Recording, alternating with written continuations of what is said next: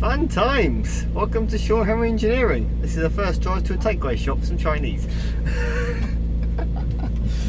As you might have seen in a video I did earlier, I've done a little bit more modification to the throttle setup on this car because it was sort of sticking a bit when you probably put your foot down and took it back off again. So what I've done is, where you might remember I did the throttle linkage itself on the carb, to weld a new piece on the opposite side, I've used the hole that the cable used to be attached to actually attach another spring, which was a spring I was talking about on the pedal end, and I've used it to actually put a more direct acting spring on the throttle lever, which it actually seems to be working an absolute treat.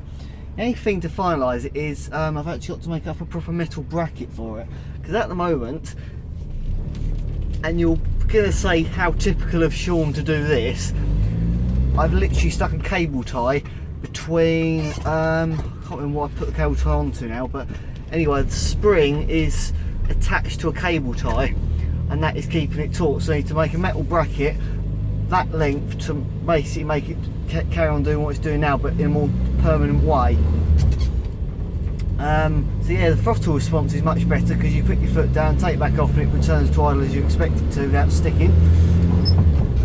And I've also put a new exhaust clamp on, which attaches the silencer directly to the manifold, and that has quietened it down absolutely marvellously, as you can probably hear. Doesn't sound like you're driving a boombox on four wheels now, which is always quite bonus. Well, I say that, it does still sound a bit boomy, but it's an old car, so what the hell would you expect?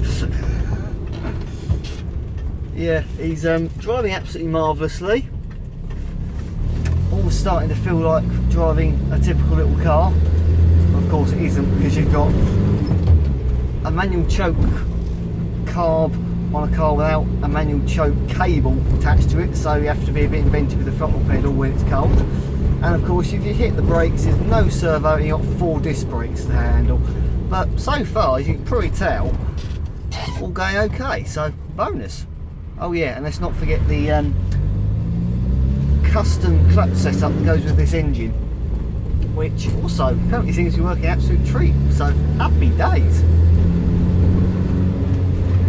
Now, something I need to tell you all. Don't know if you've heard of the Bromley Pageant of Motoring in London. It's just across the river, making it part of Kent, from what I've figured out. My sense of direction is terrible, as I'm sure you've worked out by now. Basically, there's a Bromley Pageant of Motoring, and this car will be there on the hub nut stand, so that's a nice little show for it to go to. It's annoying that it didn't make the Birmingham show, but at the end of the day it's still going to make Bromley, and hey, it's just a show. But driving this thing is absolutely marvellous. There's a few little bits and bobs I still want to do before it drives there, but nevertheless, to get to a show will be absolutely marvellous, because after all the work that's gone into it, it's quite a reward to be able to take it out, enjoy it and show it to people and explain exactly what I've been doing to it, so I'm rather looking forward to it. Oh man. Surprisingly, I actually found a manual based on the Renault 12 where the engine come from, which actually said that the 1300 engine puts out around about the same brake horsepower as my 1400 Super 5, which is quite scary. But on the other hand, it does mean that with the gearbox currently in my Super 5, this actually isn't a million miles off in terms of the whole setup. This is only a mile an hour difference in the top gear ratio, and it's got nearly as much power, so it's, at the moment, it's actually not far off driving the same as the Mark II. It's quite bizarre. But in some ways it's actually quite cool at the same time. But I have to say, the one thing that I'm really having to get used to on this car is the fact that obviously when I got the Mark 1, I might have told you, it was MOT car, tested and already driven. The Mark 2 had been in a barn for 6 years, and when it was restored I didn't actually get to drive it for, I think it was nearly a whole year.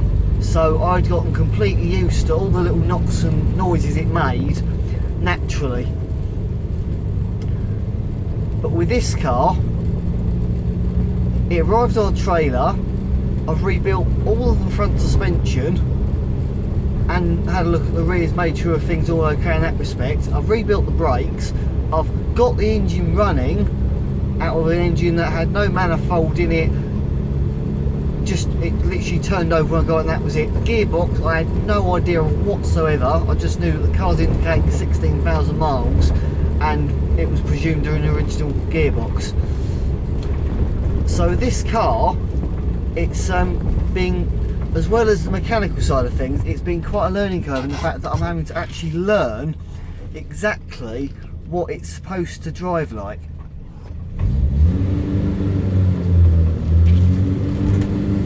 Which is quite a weird thing really. Because of course, I don't actually know how it's supposed to drive. All I can go by is the fact that this noise and that noise is what I'm familiar with, which is how the engine sounds. And I'm getting familiar now with the fact that obviously being a pulley driven fan, there's that extra little unique noise that a pulley driven fan makes.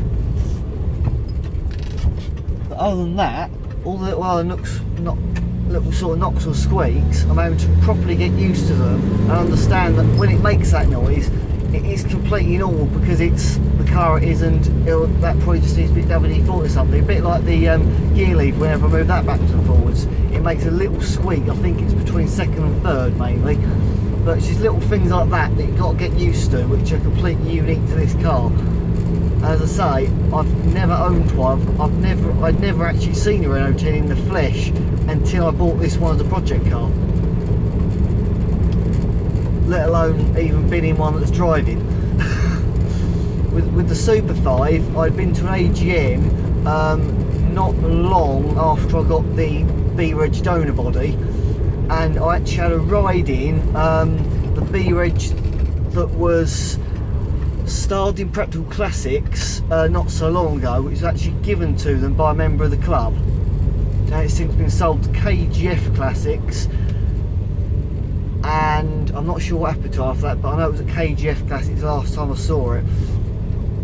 So I had a ride in that one, so I had an idea with that. And as I say, the Mark 1, it was a tested car that had been driven, so I was listening to things, and to me it was just, oh, this is how a Mark 1 is. And as it goes, when I spoke to other Mark 1 enthusiasts, and they were like, no, it drives really nicely, it sounds really nice as well, it stops properly. It was like, so I had a car that was done, dusted, driving and stops as it was supposed to.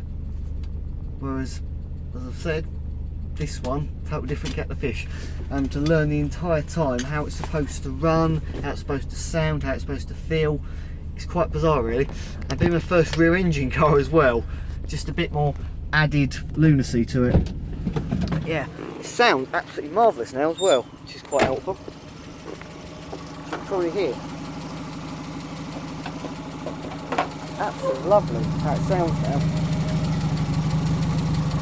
And say that's the setup I've done with spring with a cable tie, and that's the old hole the cable used to be in.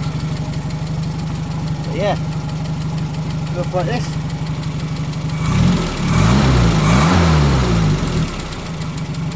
Ticking away, I can let you tick and watch.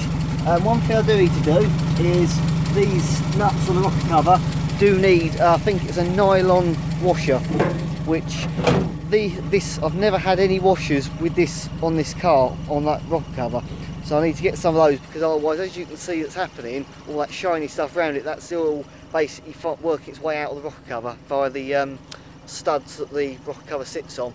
So I need to get some washers for that. But yeah, hope you enjoyed the video, and hopefully get some more driving footage very soon. Till then, see you later. Road to the 10.